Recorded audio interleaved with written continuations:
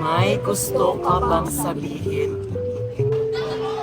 Mayroon ka bang nararamdaman na gusto mo nang ilabas? Just say, Dear Diary. Dear Diary. Dear Diary. Ewan ko ba? Parang pagod na ako sa lahat. Lahat ng taong may ginagawa. Kasama, pero ako, mag-isa lang. Ang daming tanong ng isip ko na walang sagot.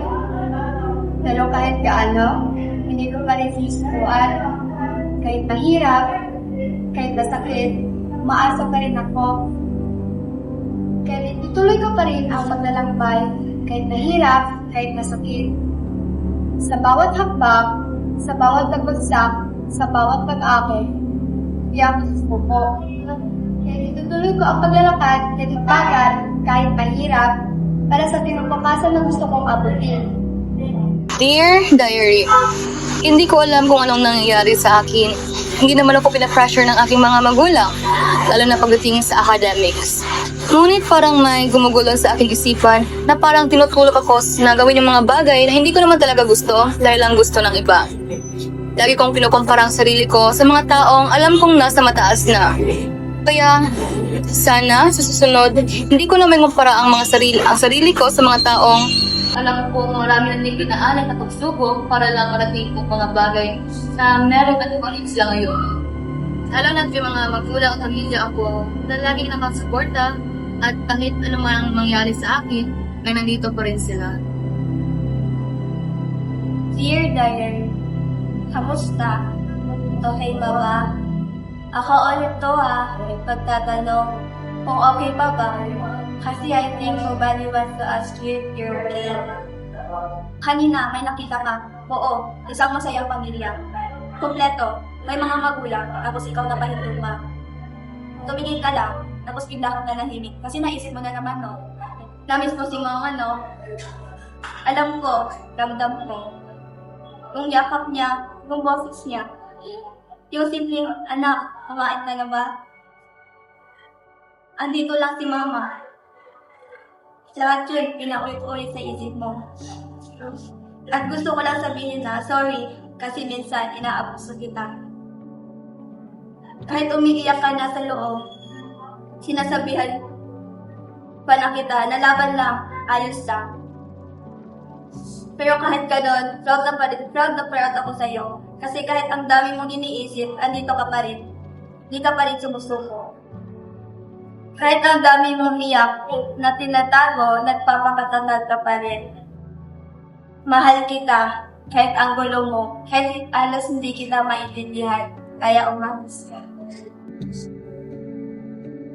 Dear Diary, hanggang ngayon, may kirot pa rin sa puso ko. Tuwing narinig at salita ka agad.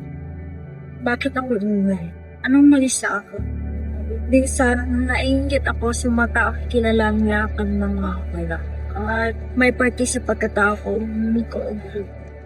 Pero sa kabila ng sakit, natutunan ko halagahan ang mga taong nakapulupit sa akin. Hindi man nila ako sula, pero tinuring naman nila ako tulala. Hindi man madali ang mag-ikot, may lungkot sa gusto. Pero sa bawat pagmamahal sa akin, ay unti-unti yung gumaling. Dahil alam ko, lahat ng ito ay may dahilan. Hindi ko man masabi sa aking pamilya ngayon na mahal ko sila at nagpapasalamat ako, pero ipapakita ko yun sa kilos at gawain. Gagawin ko ang lahat upang kayo ay maging masaya at maging proud kayo sa akin. Dear Diary, sarili laban sa sarili. Sa mga nagdaang araw, sa bawat takbang na sana ay aking tatahakin, bakit ba parang ako'y pinanghihinaan ng loob? Tila may bumabagabag sa aking kaisipan. Mga tanong na gaya ng, kaya ko ba to? Paano kung? Pwede ba? Okay lang ba? Mga tanong na resulta ng pagkabalisa at walang katiyakan. Hindi mawala sa isipan ko na parang ako na lang ang makakaintindi sa aking nararamdaman. Pero kamakailan, napagtanto ko na ayoko makinig sa tinig na iyon. Hinahadlangan lang nito ang tunay kong potensyal. Natutunan ko na kaya ko maging masigit pa kung bibigyan ko lang ang chance ko na ibigay ang buong makakaya. Sa ganitong paraan, hindi ko na ihahambing ang sarili ko sa iba, kundi ipagdidiriwang ko at ipagmamaliki ko ang sarili ko. Sa buhay na to, there is so much more than what meets the eye. Magandang araw, ako si Geraldine. Pwede niyo akong tawagin sa palayaw na Jeff. Sinimulan ko ito sa pagbibit ng aking higaan at pumunta sa kusina para magluto ng agahan. Pagkatapos ay naligo na. Nakabihis na ako at tapos na rin akong kumain. Ngayon ay magpapaganda na. Masayang masaya ako dahil sa palagay ko ay may magandang mangyayari sa araw ko ngayon. At sana, tapos na ang ubay. Good luck at maraming salamat. Dear Diary, unti-unti na ang nagbabago ang buhay ko.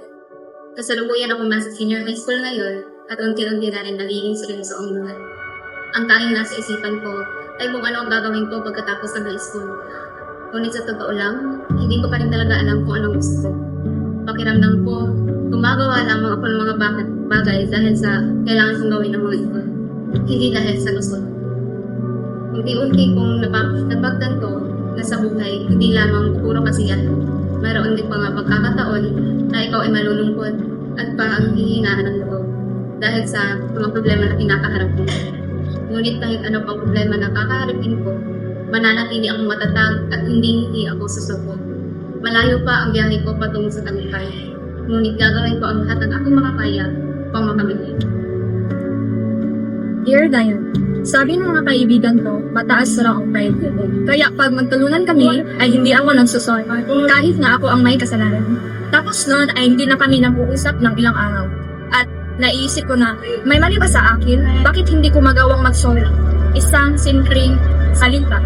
Pag magkita kami ay hindi ko na siya binamansin. Kaya sila na lang ang uma-adjust at nagsasabi, sorry. Pero pagkalipas ng panahon ay natutunan kong mag-sorry dahil sa impluensya ng aking mga kaibigan at dahil sa realisasyon ko na dapat ginagawa ko rin ang aking pride at mag-sorry para sa akin.